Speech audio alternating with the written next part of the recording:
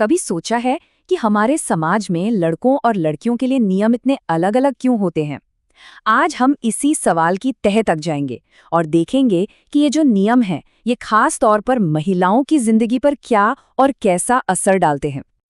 ये सिर्फ एक लाइन नहीं है, ये वो सच्चाई है जिस पर हमारा पूरा समाज टिका हुआ है। इसका सीधा सा मतलब है कि समाज के ज्यादातर फैसले, नियम और अधिकार पुरुषों के हाथ में होते हैं और इसका असर हम सबकी जिंदगी पर पड़ता है। तो चलिए, ये जो पुरुष प्रधान ढांचा है, इसको थोड़ा और करीब से समझते हैं। आखिर ये है क्या चीज और हमारी रोज की जिंदगी में ये कैसे काम करता है? इसको ऐसे समझिए जैसे कोई खेल हो रहा हो और उसके नियम बनाने का हक सिर्फ एक ही टीम को दे दिया जाए, तो क्या होगा? जाहिर है, वो टीम हमेशा फायदे में रहेगी। बस हमारे समाज में भी कुछ कुछ ऐसा ही होता है, जहां नियम बनाने की ताकत काफी हद तक पुरुषों के पास होती है। और जब नियम ही एक तरफ झुके हों, तो भेदभाव तो होगा ही।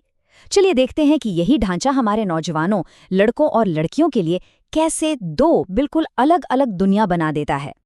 जरा सोचिए, एक तरफ लड़का है जो आज़ादी से घूम फिर सकता है और दूसरी तरफ लड़की है जिसे बाहर निकले हर कदम पर 100 सवालों के जवाब देने पड़ते हैं। और ये सिर्फ आने जाने की बात नहीं है, ये बात है आत्मविश्वास की, अपनी आज़ादी की।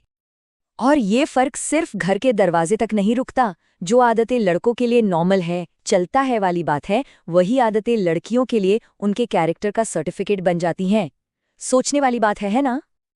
अब कहानी और आगे बढ़ती है। जब एक लड़की की शादी हो जाती है, तो ये जो नियम कानून है, ये और भी सख्त हो जाते हैं। अब हम देखेंगे कि शादी के बाद एक महिला की जिंदगी कैसे बदलती है। जरा इन नियमों पर गौर कीजिए। सिर ढककर रखना, ऊंची जगह पर नहीं बैठना, ये सिर्फ नियम नहीं लगते हैं ना, ये तरीके हैं किसी की पहचान को छोटा करने के, उसे दबाने के। और यही बात लेखक पकड़ता है। वो इसे परंपरा नहीं कहता, वो कहता है कि ये संस्कार के नाम पर सजा है, एक ऐसा तरीका जिससे महिलाओं पर हमेशा एक कंट्रोल बना रहे। अब हम एक ऐसे उदाहरण को देखते हैं जो इस दोहरेपन को, इस डबल स्टैंडर्ड को बिल्कुल साफ साफ सामने ले आता है।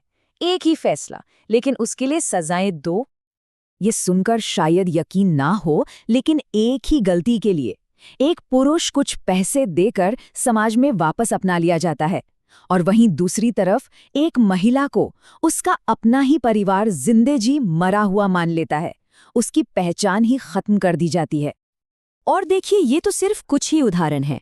ऐसी न जाने कितनी कहानियां हमारे आसपास हर रोज हो रही हैं। लेकिन बड़ा सवाल ये है कि आखिर कब तक हम इन्हें देखकर भी अनदेखा करते रहेंगे? तो लेखक आखिर में हमें एक सवाल के साथ छोड़ जाता है।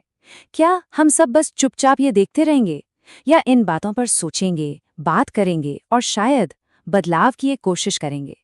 फैसला हम सबको मिलकर करना है।